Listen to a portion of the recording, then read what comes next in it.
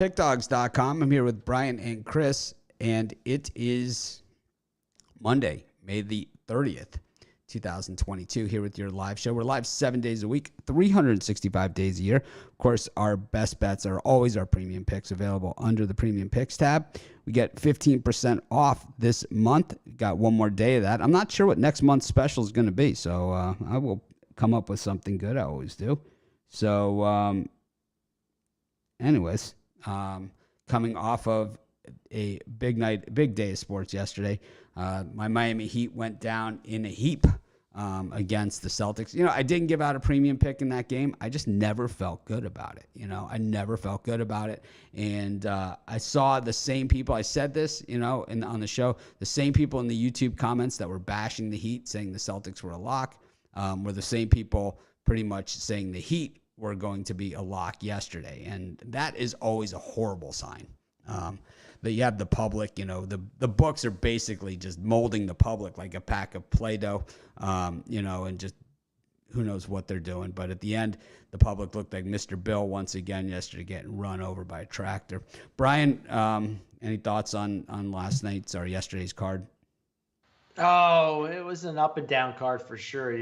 Ups early on, and then watching that Celtics Heat game, just they really were getting their butts kicked throughout the game. And at the end, they gave me a sliver of hope, hoping they'd hit a 3-pointer to catch a backdoor cover, but it just didn't happen. So, yeah, it's just one of those days. It was a winning day, but it could have been better for sure. Yeah, my winning day was removed by the Pirates, who fought the good fight, and then one of the craziest bounces on a passed ball at home plate. And, the guy's out taking home on a passed ball. It bounced right off the backside, hit the catcher basically right in the glove. And he was 2 feet away from the plate and just tagged the runner out easily.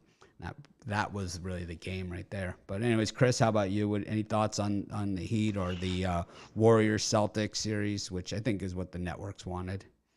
Yeah, I think they wanted it as well, but it's going to be a great series. I still think, even though I wouldn't mind seeing the Heat sort of try to bring that defense, try to slow down the Warriors, but and the Celtics came on strong second half of the season, and now they've parlayed that into an NBA Finals berth. But now it's sort of the Warriors who have been there, done that. What is that? 6 Finals appearances in the last 8 seasons. The new dynasty, and I think we're gonna have to see how this one shakes out. I'm leading to the Warriors for that series, but again, it's still a long ways off. All right. Well, we head into today's card. We've got the NHL, the Carolina Hurricane, and the New York Rangers. Right? Is that it, Chris? Game 7. Yeah, that's all. Yeah. And for me in this game, the one angle I really, really love, and it is a little bit juiced, but, it's definitely worth a play, even if you want to put it in like a parlay or something. I like the New York Rangers plus half a goal in the first period. They have not trailed after the first period at all in this series, even in the 3 games in Carolina, obviously the 3 games in New York. In the 3 games in Carolina, the Rangers have either led or have been tied after 20 minutes. I think that's, a great option here. Game 7, you're going to see a very cautious approach from both sides. I think neither side's going to want to give up an inch here. I think at worst, again, you're tied after 20 minutes. So give me the Rangers plus half a goal in the first period. Brian, any thoughts on this one? Yeah, I was really trying to get on a side here as a premium, but I couldn't do it. But I think the Rangers are worth a play. We've seen the home team dominate this playoff series, but the Rangers really showed a lot in Game 6. Getting tremendous goaltending from a guy that's name I'd probably butcher, so I better not even say it. But I just see this as Chris, you want to help him out? The Rangers goalie? Shesterkin. Yeah, I would try, but I would sound foolish. But anyway, I think it's a 1-goal game. I think it's going to go to overtime, but I think the Rangers pull it out here, which is just a small bet to keep me interested. I'll take the Rangers. Hurricanes 12-0 in the favorite role. That's all I got to say about that one. The betting tools were straight money for me yesterday, and I'm going to have to say that the betting tools love the Hurricanes here. They don't love them, but they're just pointed out that they've won 12 in a row in the favorite role. I'm just going to stick with the betting tools. Boy, I'll tell you what, I even won money on Zach Wheeler with the betting tools. That's how good the betting tools are. That strikeout Zach prop. Wheeler went 6 innings and gave up 1 run over 6 innings. That's not. I don't really care. He struck out over 6.5. The betting tool said that was 100% prop right there, and we paid minus 106 on a prop that was hitting at 100%. The betting tools pointed that out for us, and we absolutely smoked it. Awesome. So we'll take it. But anyways, we move into today's the promos. Brian, what are you selling today? Well, I'm going to try to get another winning day going after yesterday. I got my Gone Streaking Monday 3-pack. It's my 3 best bets in baseball for $40 at pickdogs.com premium picks. Chris? Yeah, and for me, I'm going to try to start the new week strong. Had a bad day yesterday, but it's okay. Appreciate the good ones. I'm going to take I've got the MLB triple play, 3 plays on the board I absolutely love, as well as separately my MLB $15 pickoff play. Got each of those up at the website, and looking to make some money today. All right. I've got my $15 big play, and I will also have at least a 3-pack up. I have a few other picks that I've already put up. I just haven't put them together in packages. I got a million things going on. Obviously, that's why we have the early start going on for today's show, and the premium and VIP show as well, which is the best value in sports handicapping anywhere. If you haven't checked out the premium VIP, I think you have missed out.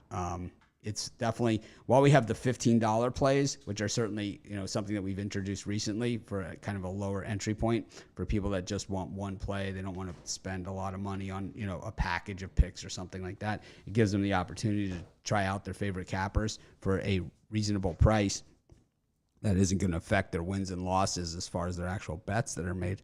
But for the premium VIP, the pricing is actually even lower. It's way lower. So, and you get a ton more picks. I'm not going to say you get,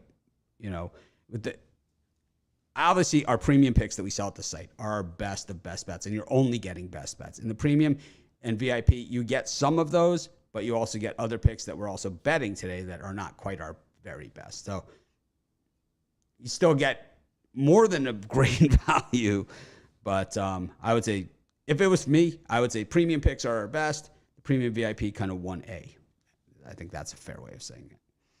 Anyways, speaking of 1A, we've got a card of games today. We got the Brewers taking on the Cubs. We've got the Tigers taking on the Twins, and the Cards and the Padres in what should be a very good series. Chris, what do you think? Yeah, for this set of games, I like the Milwaukee Brewers in Game 1. Ethan Small making his debut here, 1.88 ERA in AAA this season, so I think he could bring that up to the majors and stifle this Cubs lineup that hasn't been very, very good lately. So give me the Brewers there. I lean towards the Detroit Tigers mainly because I know the Twins is a favorite in the favorite role. Have been very, very good, but Dylan Bundy's struggles this year have all come on the road, and I think the Tigers maybe could take advantage of that. It's a lean to the Tigers there. And I like the San Diego Padres. I'm not a Packy Naughton fan. I think since when? Since the beginning of time. But I think Naughton, he's allowed 3 runs in his lone start this season, and probably going to get ragged on again. But Nick Martinez still pitching pretty well. Despite it still being Nick Martinez, maybe we're waiting for the regression to come in.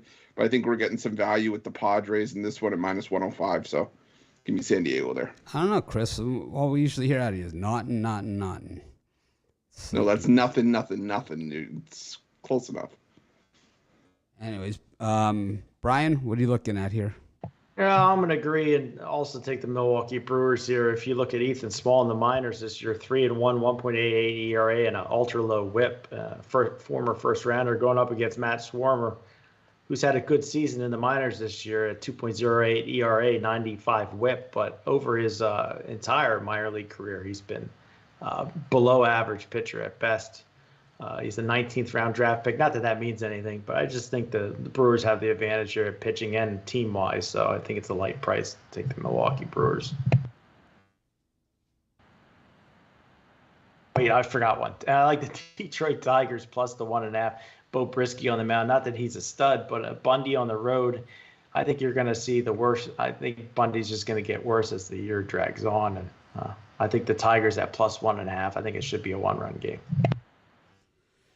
Yeah, I think that. I think what we'll see is.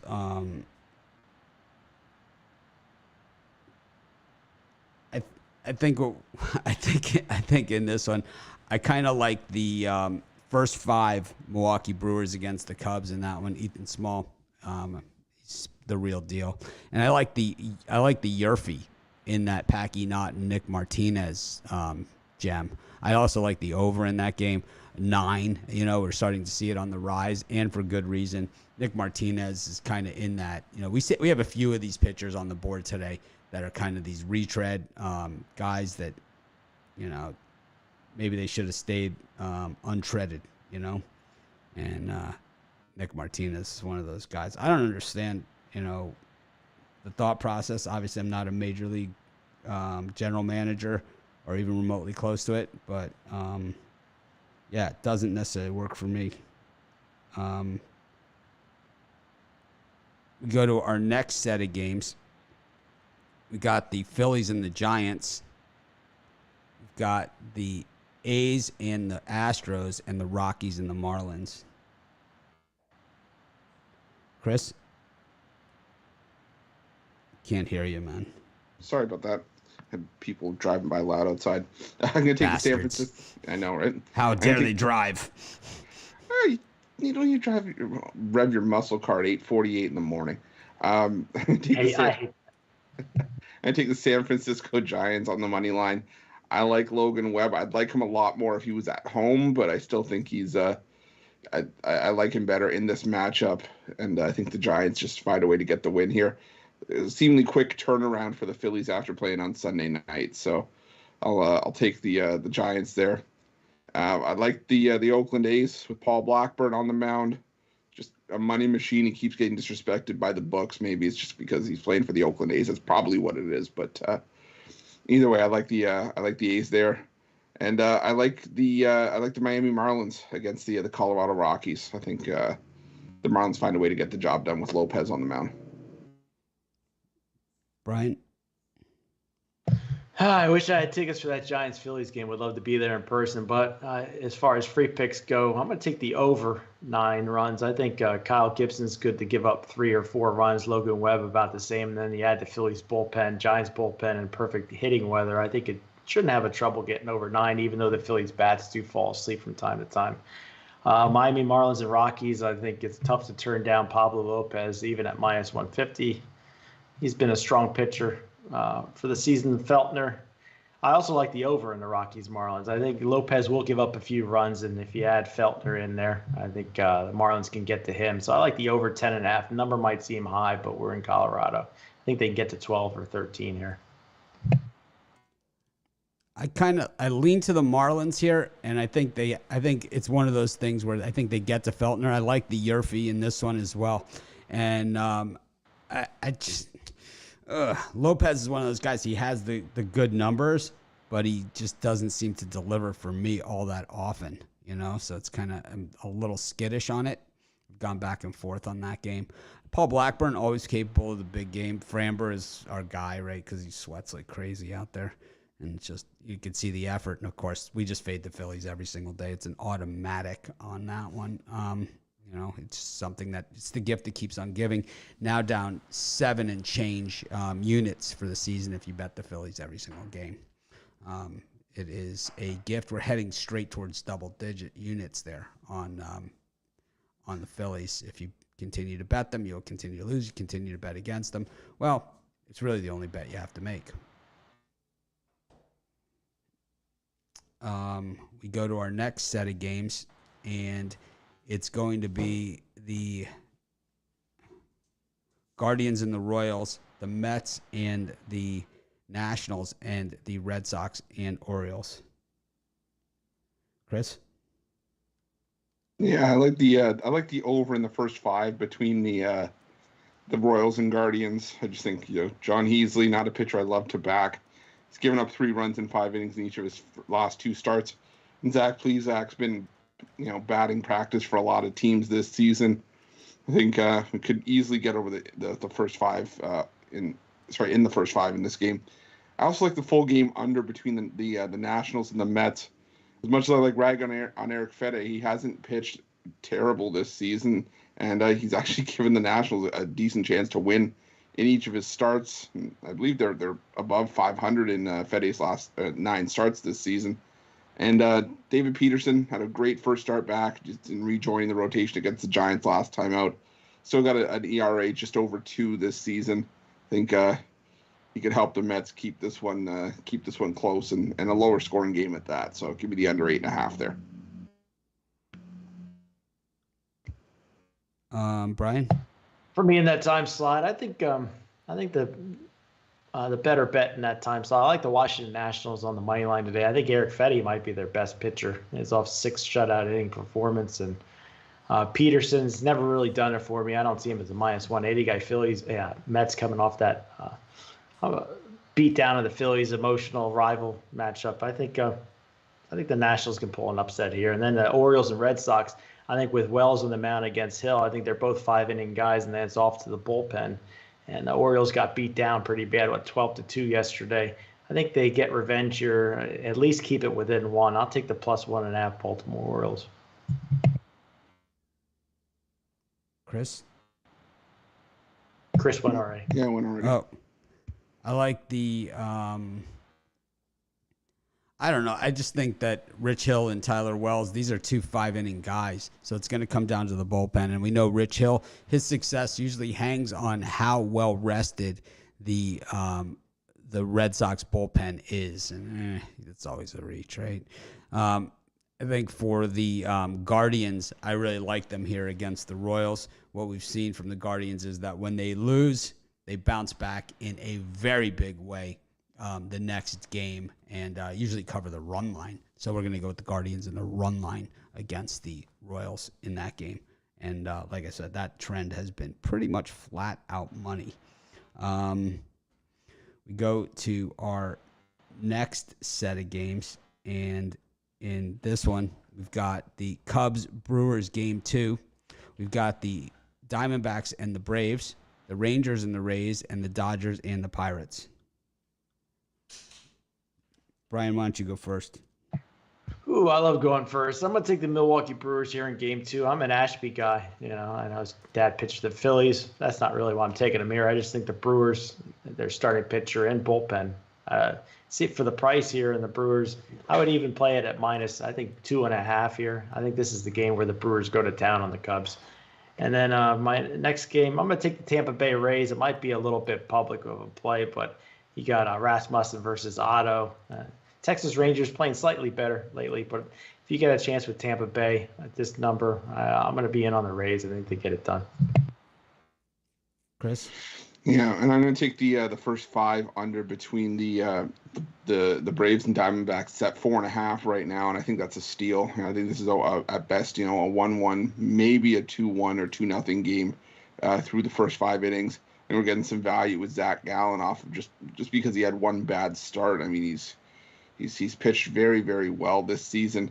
And Spencer Strider's still a rookie for the Braves, and I think he'll try to put his best foot forward here, but don't know if it'll be enough. But like the first 5 innings under there, and I was leaning towards the Dodgers -2.5. Try to get some value out of that, but the line just keeps going up, and it's kind of scaring me off of it. So probably just stick with the first 5 innings under in that Braves and Diamondbacks matchup. All right. I like the Dodgers. I'm going to lay 2.5, 3.5 in this one. Zach Thompson's straight crap. And I don't love Walker Buehler, but I could see the Dodgers putting up double-digit runs in this thing. I like the over as well. I think that Zach Gallen here against Strider, clearly the pitching matchup edge. I really like the Diamondbacks in that one, but I'm struggling to get there as far as a pick. I think when you have the better team against the better pitcher, it's always he's up against it the whole way because any mistake he makes is going to be magnified. So I'm just struggling with that game in general. Anyways, let's go to the parlays. Guys, what do you guys think for today? Brian, why don't you go first? Yeah, I'll take the over 8.5 Phillies Giants teamed up with the Baltimore Orioles plus 1.5, and then finish it off with the Washington Nationals on the money line. Chris? Yeah, I'm going to go with the Milwaukee Brewers in Game 1 of the doubleheader. The Washington Nationals, New York Mets under 8.5, and the under in the first 5 between the Braves and Diamondbacks. I like the under first 5 in the Orioles Red Sox, the Yerfy in the Rockies Marlins game, and I like Framber Valdez in the Astros. All right. Well, quick show today, different format, early, quick. See how this resonates with our audience. Thanks everyone for joining us. We appreciate each and every one of you. Smash that like, make it a winning day.